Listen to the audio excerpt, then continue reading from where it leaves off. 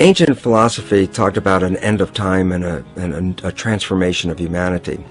And while they could tell us about when this might occur, they really didn't underline why it would occur. Now we know why we are facing our imminent extinction on this planet and coming to those prophecies and making them real. And that is this. We base our world on knowledge. Knowledge is power. Lack of knowledge is lack of power. Well, the knowledge that we've been operating with for many centuries, and the last couple hundred years specifically, the new scientific knowledge, is not actually found to be valid today, which means we've been operating from misperceptions, misbeliefs about the world comes from. Well, the idea is very simply this: if you don't understand, if you have a misperception of the world, it can kill you. And so the significance, I'll give a simple example, is that if we had an anorexic person standing right here, and you and I looked at this anorexic person, we say, well, this person's near death, skin and bones. And we should ask them, what do they see when they look in the mirror? They say, well, I look in the mirror, I see this overweight, bloated person. And so they have a misperception. And what does the misperception lead to? It causes their brain to send chemistry to their body to reduce more weight. And because of a misperception, they're going to kill themselves. There was nothing wrong with their biology, it was their perceptions that were wrong. Well, we have three misperceptions that are causing our extinction. One is the belief that the material realm is all there is and all that matters, so that matter is all that matters. Number two is the belief that genes control our lives, which make us victims because we didn't pick the genes that can't change them and they have power over us. And the third one is an extension of Darwinian belief that says that the world is based on a struggle for survival. We all know about the rat race. And why is it a rat race? Because our fundamental belief is that if you don't go out there and fight to stay alive, you'll be trampled and killed. And so we see a world based on this Darwinian world, a nightmare of a struggle for survival, which involves war and competition and gouging each other for each one climbing up on the back of another to stay alive. So what's wrong with these perceptions? Well, number one, the belief that matters is all that matters. That's a Newtonian belief. Quantum physics has come in and said, boy, did you make a mistake on that. It's not the physical matter that's most important, it's the invisible stuff you can't see, because it's the invisible fields, the energy fields, that shape matter in the same way that a magnet can cause the shaping of iron filings. So if you look at the structure of what's going on in here and blame it on the structure, no, you missed it. It's based on the invisible. Well, the biggest part of contribution to that invisible from us is our mind. Our minds are shaping the world, so whatever we believe is like a magnetic field that shapes our biology and our life to conform to the belief. So it says, wow, if that's true, then all of a sudden we should put more emphasis on the mind than on the body part. And that if we change our beliefs, then we can save our world. Myth number two was that genes control us. The belief of a victim. Again, cancer's in my family. What can I do about it? Might as well enjoy my life now. And all of a sudden we become irresponsible. Why? Because I said, well, if I can't control it, why do I care?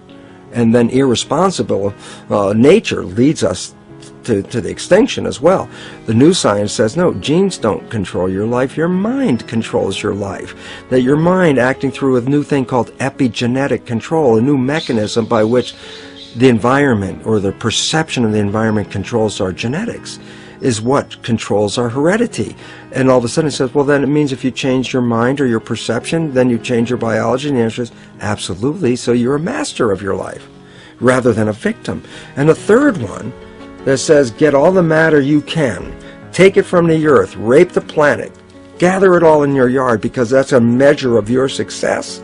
Turns out, no, it's not. And the competition you use to gather all this matter is actually now found to be destructive, because evolution is based on a cooperation. When we look into the biosphere, it's all a balanced, harmonious community except for us, because our belief says it's a struggle. The plants and the animals behind me, they look at it as this is a garden for them. We're the only ones that are out of the garden by a misperception. Since perception controls life and misperceptions can kill you, then you recognize the fundamental misperceptions on which we base our civilization are the destructive elements leading to our extinction. And when the new beliefs come into the public, civilization will take a radical turn and move off into a new situation of thriving and harmony and holism. That's the dimension that we're going to. This is the end of the civilization of the old beliefs and the transition into the new one. It's really interesting when we look at the world right now. It's in crisis, and that really promotes a lot of fear, which then creates a worse situation because then we get into protection, shut ourselves down. So I think we should look at what's really going on in a different understanding. Cells are like people, and you have 50 trillion cells in you, so you have 50 trillion citizens, people inside of you. But imagine you were inside a caterpillar, and you were in there with millions and millions of other cells, and all the cells have jobs: digestion, respiration, muscle cells doing their thing. Everybody's got a job. Caterpillar's growing. Everybody every day at the end of the day go, wow, man, we were working today. This thing is building. The caterpillar's getting bigger and bigger. The economy in that caterpillar's growing. So you as cells inside, you don't see the outside world, you see the inside world of your universe of cells as workers and all that. And you're looking around saying, yeah, system is growing, economy's great, everything's wonderful. Then there's a point where the caterpillar reaches a certain size and things start to slow down. And all of a sudden when things start to slow down, there's like more cells than necessary for the jobs. Cells start getting laid off. Actually, what's happened. And many cells in this fear state actually commit suicide, which in biology is called apoptosis. They actually commit suicide because they look around going, oh, the thing's falling apart. Everybody's losing their work. That seems like it's coming to an end. And while everybody's in that panic fear, there are other individual cells in there that are not panicked. These other cells, genetically identical, but have a different vision. And they're called imaginal cells. That's the name of them. And these imaginal cells, they're in the midst of all this falling apart of their civilization, are looking and say, there's something better and more beautiful in front of us. They're the ones that create the butterfly. So from the same population that's going down with the caterpillar, many of these imaginal cells, which are the equivalent of cultural creatives, have a new vision for this civilization, saying, wait, restructure this thing. We can restructure this. We can make something far better. What's happening in the world today is the end of the caterpillar.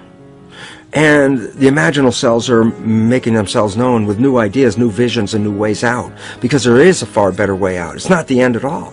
And most importantly, it's the young people have to recognize they're the population of imaginal cells, because it's up to them to take what was brought into the civilization and restructure it so they can build that butterfly civilization that is far more magnificent. So rather than looking at fear, right now, look at this as the moment of opportunity, because there's something so much better on the horizon, but we can only get there by eliminating the structure as it is now, because the structure as it is now is providing for our extinction.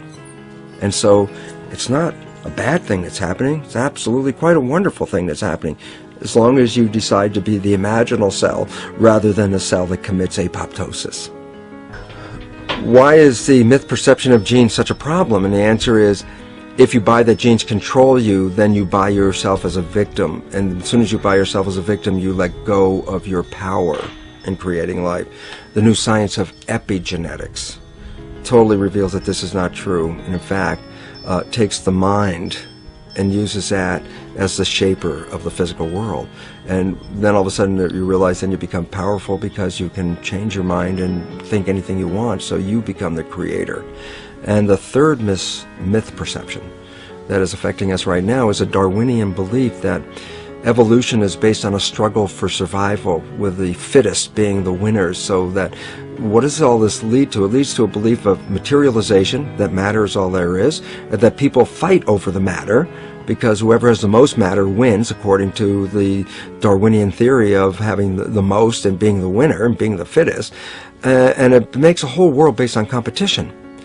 And the new science completely undermines that whole thing, because the new science says evolution is based on cooperation. And if you don't cooperate, then the whole thing is lost. What we're seeing right now is, with all the competition of each other destroying each other, wars, competing for material existence, raping the planet and tearing it apart to get some pieces of it to hold in your hands and say you won the game.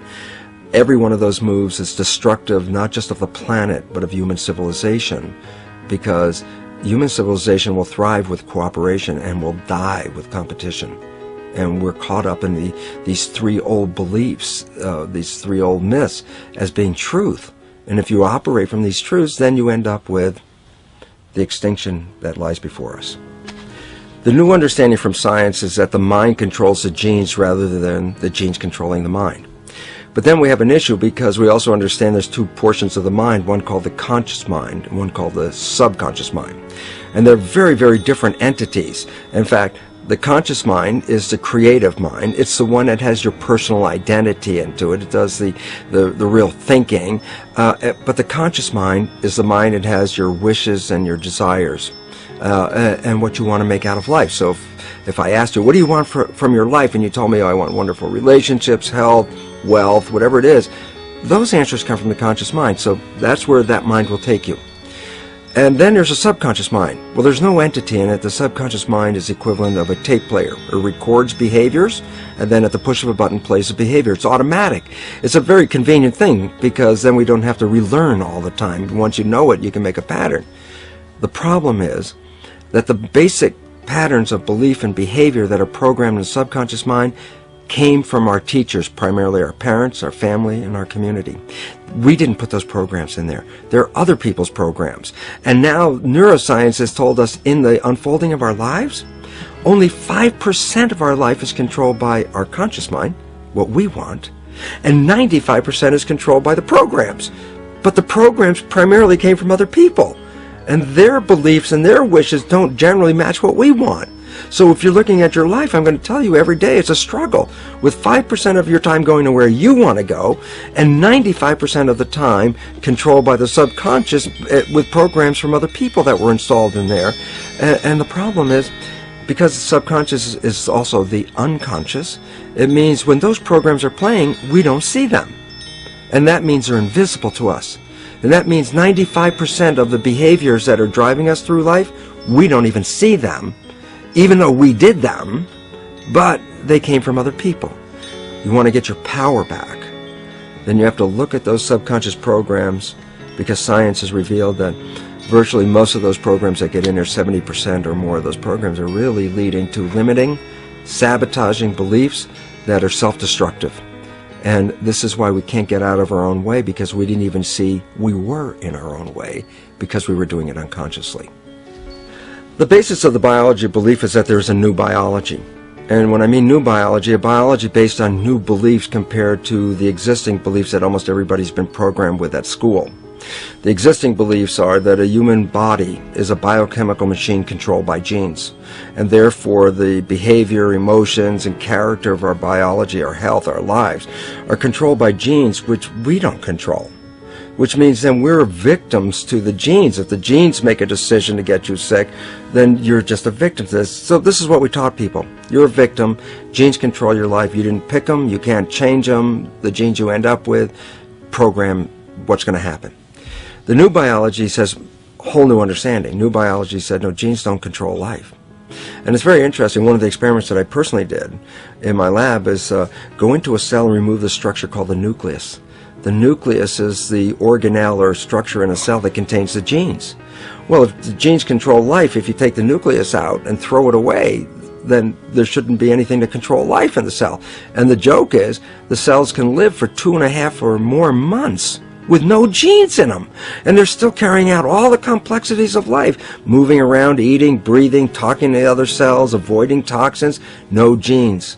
And the first thing is you have to really ask them, what's controlling the cell? And the answer is not the genes. So that already says there's something going on. Secondly, my experiments on stem cells, which I started in 1967, I'd isolate one stem cell, put it in a petri dish, and then it would divide every 10 hours. And after a few days, I'd have thousands of cells in there. But what was unique is they all came from one cell, meaning then they were all genetically identical, like 1,000 twins or 10,000 twins in the petri dish. I separated the cells in the petri dish into 3 different new petri dishes. So I took all the cells, split them up into 3 groups, and then just put them in 3 petri dishes. And then I changed the growth medium, the constituents of the environment, in each of the 3 dishes.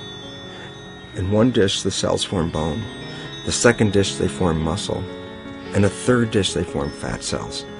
And all of a sudden, you have to stop and start with the big question. What controlled the fate of a cell?